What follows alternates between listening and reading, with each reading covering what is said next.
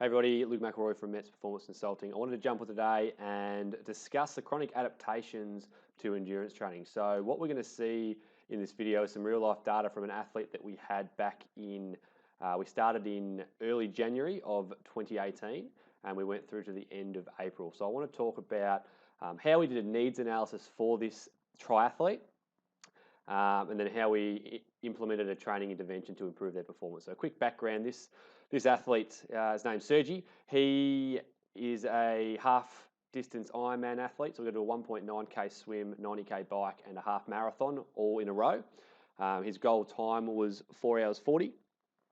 So a significantly long endurance event. And we did about 3.5 months of training. So this is a copy of his data when he first came in.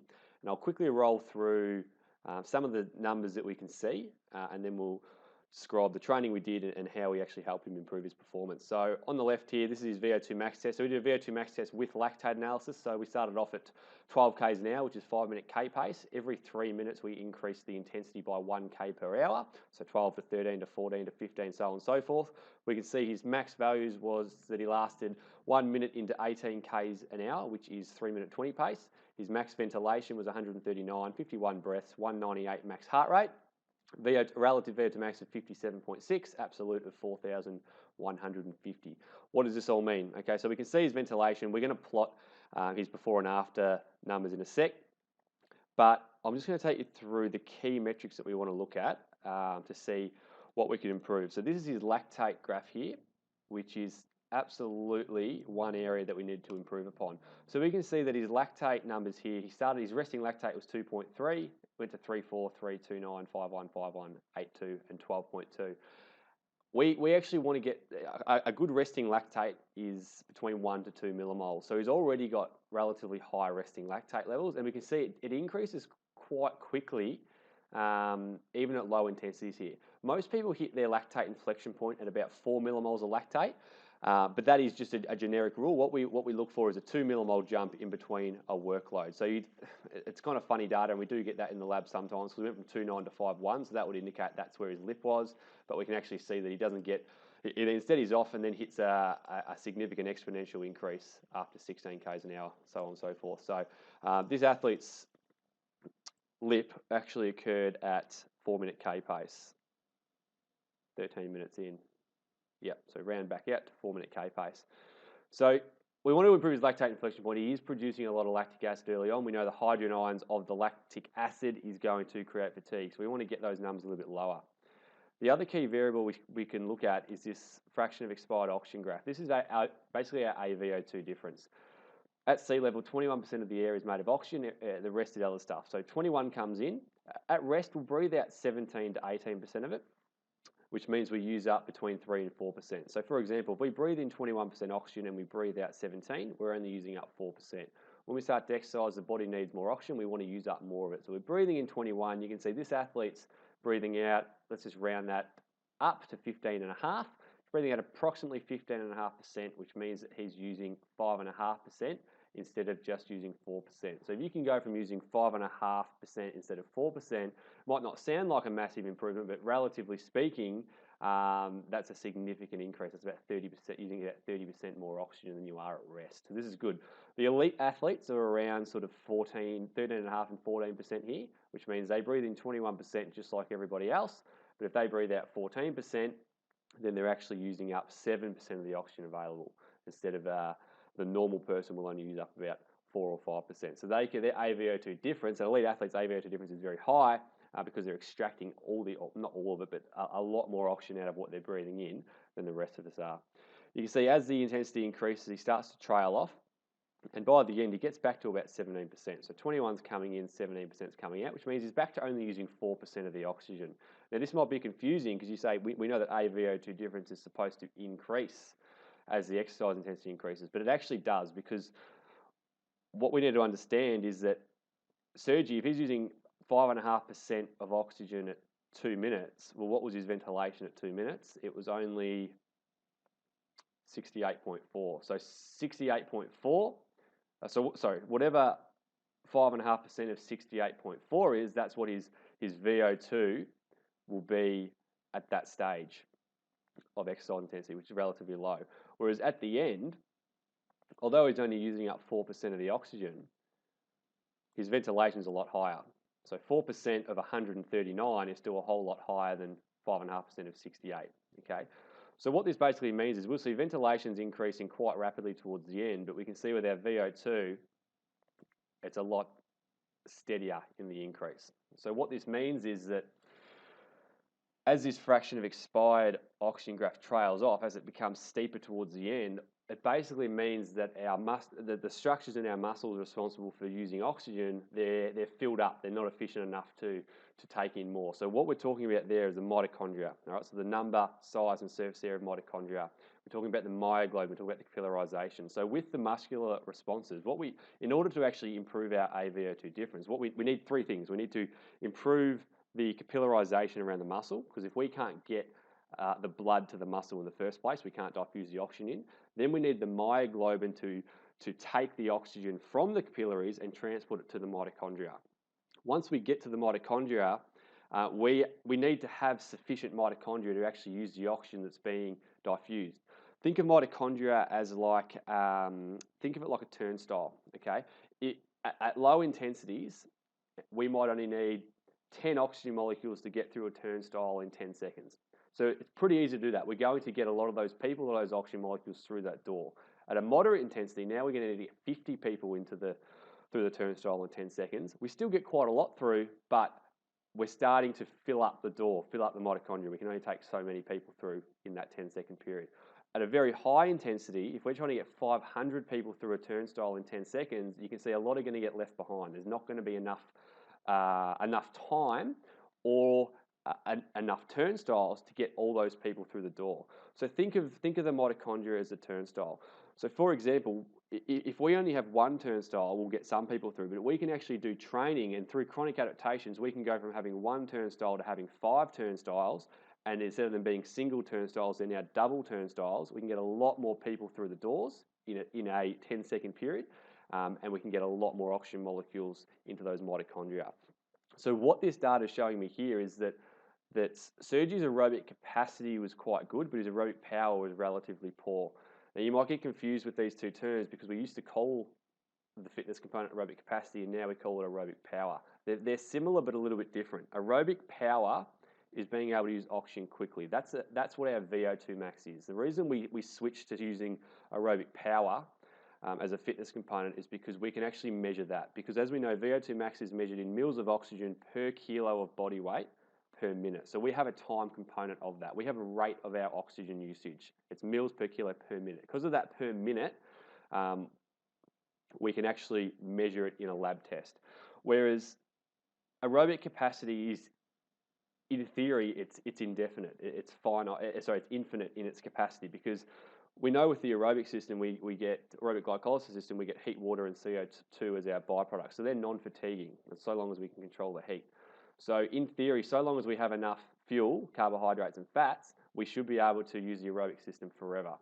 So because aerobic capacity doesn't have a time limit on it, it's almost impossible to measure and to put a value on it. Okay, so aerobic capacity, well, we always use the aerobic system. So your aerobic capacity could be 10 hours long in an Ironman event. Okay, so because there's no time limit, it's not restricted to per minute like aerobic power is. Aerobic capacity is infinite, so long as we have fuels available. So it's a lot harder to measure, and that's why they changed it recently to aerobic power instead of aerobic capacity. But back to the data here, aerobic capacity is quite good, because this is quite, anything under about 16% is a pretty decent aerobic capacity. Where we can see that Sergi's got poor aerobic power is this rate of decline. This is a relatively steep decline in this FVO2 graph. So we know that we need to increase the number, size, and surface area of mitochondria so we can turn that one turnstile into 4 turnstiles and get those turnstiles bigger. We need to use oxygen better. These two graphs, the fraction of expired oxygen, or the AVO2 difference graph, and this lactate graph, is predominantly what we needed to create a needs analysis for this athlete. I'll come back to heart rate, ventilation, respiratory rate stuff very shortly. So let's quickly jump over here. So needs analysis. His aerobic capacity is very good, so his ability to use oxygen for a long duration is quite good. His aerobic power is average because we saw that rapid decline in FiO2. So his ability to use oxygen at high intensities was average. It wasn't terrible, but it was average. And his lactate inflection point is quite poor. Okay, and the reason we said that was because he had very high resting lactate, and it did accumulate quite quickly, even at lower intensities. So training intervention, we want to increase Sergi's VO2 max, and we know VO2 max is a byproduct of cardiac output times by A VO2 difference. We want to improve his lactate tolerance, his lactate inflection point, and ideally we'd like to maintain his aerobic power. Like if his aerobic power, aerobic capacity. We want to maintain aerobic capacity. So if he could maintain or even slightly reduce his aerobic capacity, I'd be pretty happy with the training intervention because it was already well and truly above what I'd expect for him to get a 4 hour 40 half Ironman. Okay. So what do? This is an example of a threshold session. Okay, so the goal of this session is we want to actually delay his lactate inflection point. There's basically two ways that we can do that. If we can get better at using oxygen, we'll delay lactate inflection point. The reason that's the case is because we know that if oxygen is available, if we have the mitochondria in place to extract and use up the oxygen, we will rely more heavily on the aerobic system than we will on the anaerobic system. If we can rely more heavily on the aerobic system, we know that we're only going to get heat, water, CO2 as the byproducts. Right, the only way we get lactic acid, lactate and hydrogen ions is if we have to rely more heavily on the anaerobic glycolysis system. So if we can actually get better at using oxygen, improve our VO2 max, that will indirectly help our lactate inflection point too. The other way that we can improve our threshold is actually once the lactic acid is being accumulated, how well we can buffer and clear that lactic acid so it has less of an effect on our acidity and on the fatigue in the muscles. So this is an example session we used. So we did 5 to 20 minutes of what you would call long interval training at 100 to 105% of his lactate inflection point. So you might recall I said that his lactate inflection point was at 4-minute K pace. So we prescribed sessions between 350 and 4-minute pace. So we're at and just above lactate inflection point.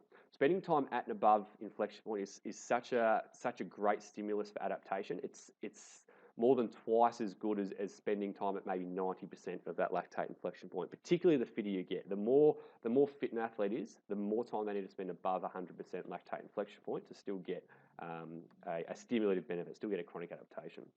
We did a 2-to-1 work to rest ratio. So for example, that would be 10 minutes on, 5 minutes off, or 20 minutes on, 10 minutes off. And the recovery was just a jog or walk recovery. So basically what we're trying to do here is get lactic acid coming in for say 20 minutes. Then we have a 10-minute recovery, which is a partial replenishment in our lactic acid before we go back again, okay? So because it's a 2-to-1, we're always going to have a little bit of lactic acid in the system, so the body's going to become better at buffering and clearing it. The way it does that is that basically your body starts to dump bicarbonate, okay? So we know that bicarbonate has a high pH, so closer to that 14 range. If the hydrogen ions are trying to get that optimal range of 7.35 to 7.45 pH at the blood, that's trying to get it lower because hydrogen ions are acidic. The bicarbonate dumping is going to try to bring it back up to normal ranges. So if the body can get better at dumping bicarbonate, it's going to be able to tolerate and clear the lactic acid a lot better.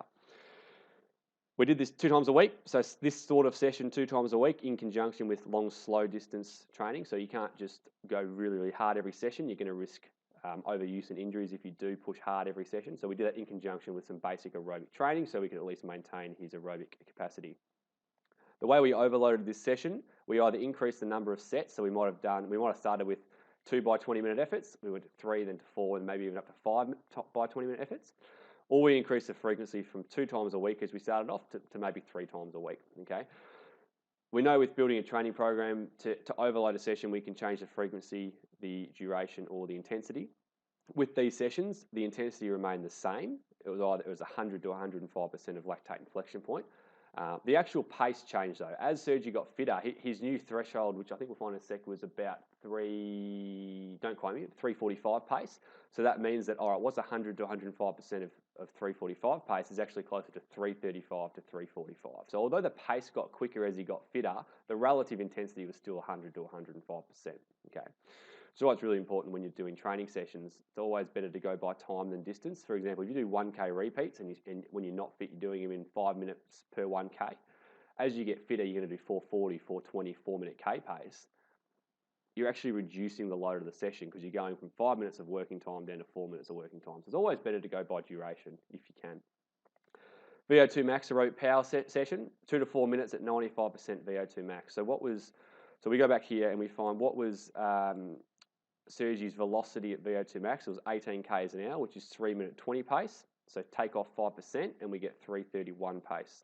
Okay, so this is quite a slightly quicker session.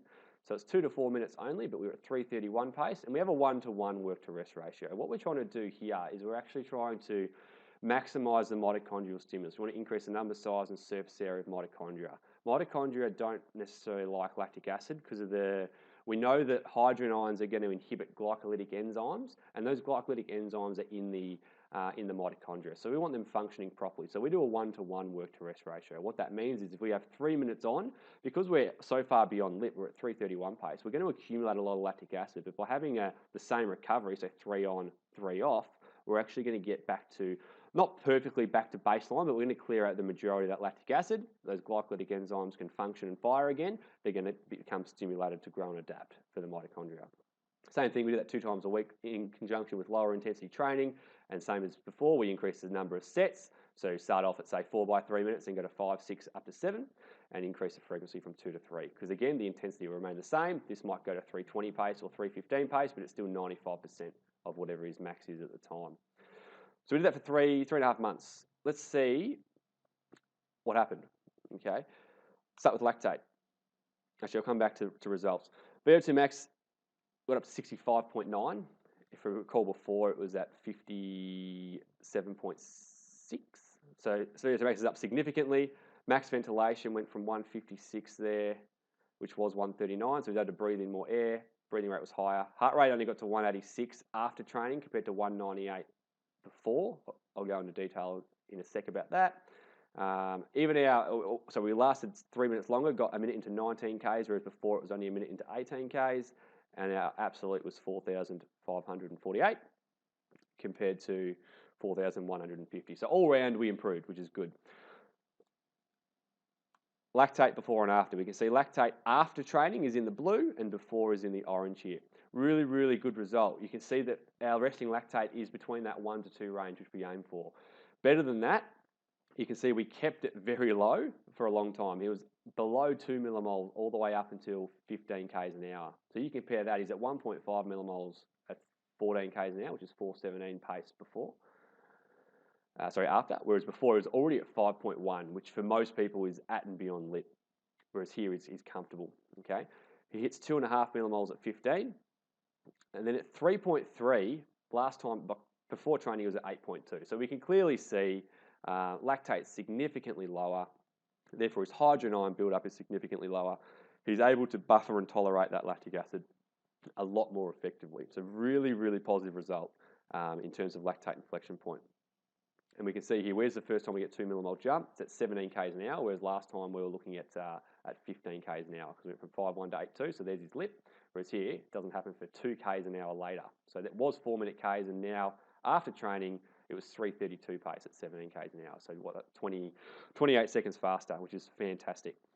A couple of other variables. Respiratory rate was actually a little bit higher post-training,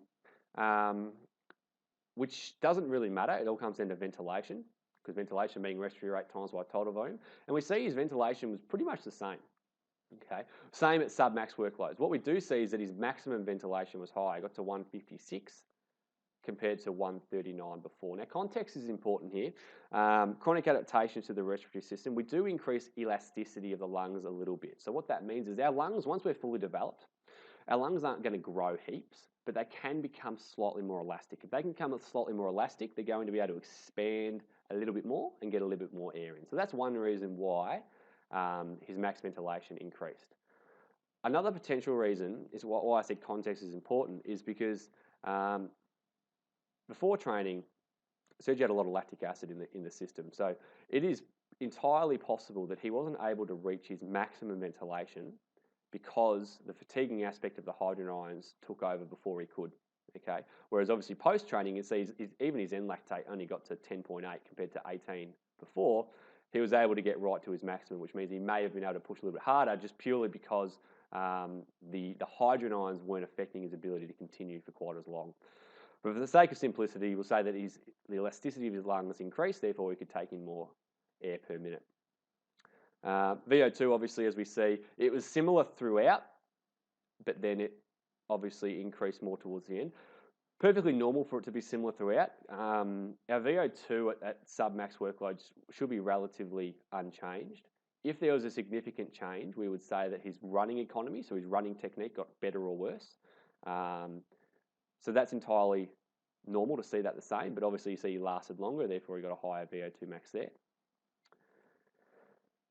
His fraction of expired oxygen, which is to do with that AVO2 difference, his aerobic capacity after was actually a little bit worse off, which I thought may happen because we reduced his training volume. We did less long, slow, continuous training and more high-quality interval training. So he's probably doing, instead of doing, say, 20 hours a week, he was only doing 12, but it was higher quality, higher intensity sessions.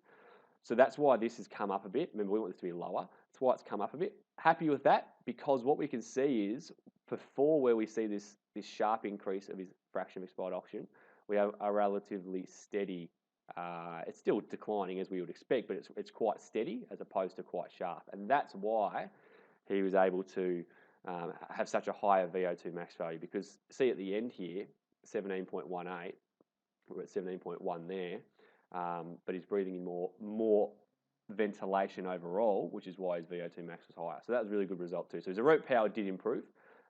His aerobic capacity declined slightly, but not too concerned in the scheme of things. Because again, we've got to do a needs analysis. What's going to help him perform well at a 4.5 hour event, or close to? It's going to be able to use that oxygen quickly. This is a really good one. Heart rate, massive change. You can see before his heart rate was quite high, after it was significantly lower.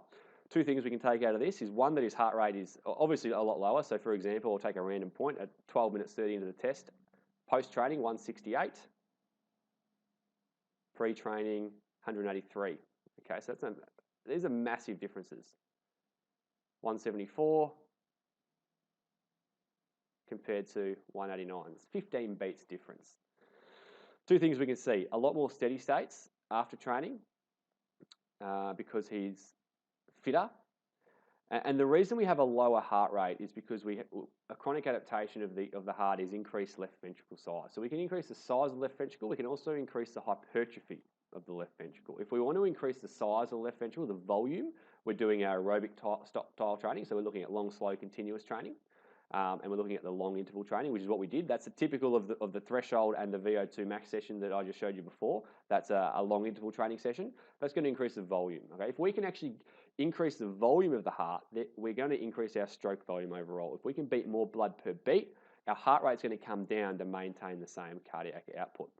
So what this means is that although heart rate's lower at each workload, the cardiac output would be basically the same. Okay. Because our stroke volume's higher, our heart rate can come down. Our maximum cardiac output is going to be higher, even though our heart rate's lower. All right, so 186 beats, and our stroke volume is actually high. Sorry, our cardiac output's actually going to be higher than when it was at 198 before training, and that all comes down to this graph here, which is basically our stroke volume graph. This is measured in VO2 divided by heart rate. So it's basically oxygen per heartbeat. We can't physically measure stroke volume because we can't just put a needle into somebody's heart and measure the amount of blood that's coming out, but we can get an indicator of oxygen per heartbeat. So what we can see is at the end, so post-training, he's getting 24.4 mils of oxygen per heartbeat, whereas last time it was only 21 mils per heartbeat. So let's just pull up the calculator and show what that means.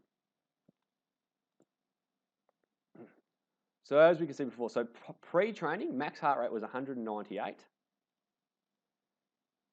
And as we can see with this number here, he was getting 21 mils per beat. So this is his VO2 max. Think of it as stroke volume, but it's actually going to be his VO2 max. So he's getting 4,158 mils of oxygen around the body with that 198 beats. Post-training, max heart rate was only 186, so significantly lower than 198, but he was getting 24.4 mils of oxygen per beat, which was at 4,538. So he went from 4,100 to 4,500, even though his heart rate was 13 beats lower. Okay, so we can often see that the fitter you get, the lower your max heart rate may be because your stroke volume is so high. You're able to get so much more blood per beat, your heart doesn't need to beat as frequently. And that's pretty much it from a data perspective. So as a summary for today, Sergi's heart rate decreased significantly due to an increase in the left ventricular size, resulting in higher cardiac outputs at max intensity. So as I said, his sub-max intensity, his cardiac output will be similar, but his heart rate's so much lower because he's beating out more blood per beat. Right? Even though his max heart rate was lower, because he had such a significantly higher stroke volume, he was still able to get more oxygen and more blood around per minute. If we wanted to increase left ventricle hypertrophy, so the thickness of that left ventricle, we're looking at more resistance type training. So we could do some weight training, we could do short interval training, we could do sprints, and we did do some of that stuff. I just gave you some examples of the sessions we did. So it is highly likely that not only did his left ventricle size increase in volume, he also increased the hypertrophy of the left ventricle too. His VO2 max increased significantly due to that higher AVO2 difference. So we saw that fraction of expired oxygen graph flatten off, and because his ventilation increased at max intensity as well, put them together, we get a higher VO2 max. His lactate reduced significantly. There's two reasons for it. One is because his body improved at being able to buffer those hydrogen ions. So he was able to dump that bicarb into the bloodstream to bring that pH back to normal ranges. The other reason is because, as I said before, we actually increased his VO2 max. If he can use up oxygen better and use up more oxygen, he's not going to have to rely on that anaerobic glycolysis system until a higher intensity. So that's two reasons. That's the two ways that he improved his lactate inflection point. Through aerobic training, improving the VO2 max, but also through that lactate buffering and that bicarb dumping through spending time at and above lactate inflection point. His max ventilation increased significantly due to that improved elasticity. As I said, a little bit of context is important here because he may not have got to his max ventilation in his first round of testing because he had such a significant amount of lactic acid in the blood, which may have caused fatigue before he got to his maximum lung capacity. So at the end of the day, this is all well and good knowing an athlete's numbers and how much they improve, but we really want to know, did this training intervention result in improved performance? And it did. So Sergi's previous best for a half Ironman was 4 hours 55. His goal time was 4 hours 40, and he actually went through in a pretty impressive 4 hours 29. So happy days, everything worked as we wanted it to. So in terms of the process from a sports science perspective, we just want to do a needs analysis on the athlete, determine appropriate training intervention based on their physiological strengths and weaknesses. Then we just match up the science and the proven training protocols to elicit a specific chronic adaptation. And if all goes well, in theory, we should improve their performance. So hopefully you found this useful, and I'll speak to you again soon.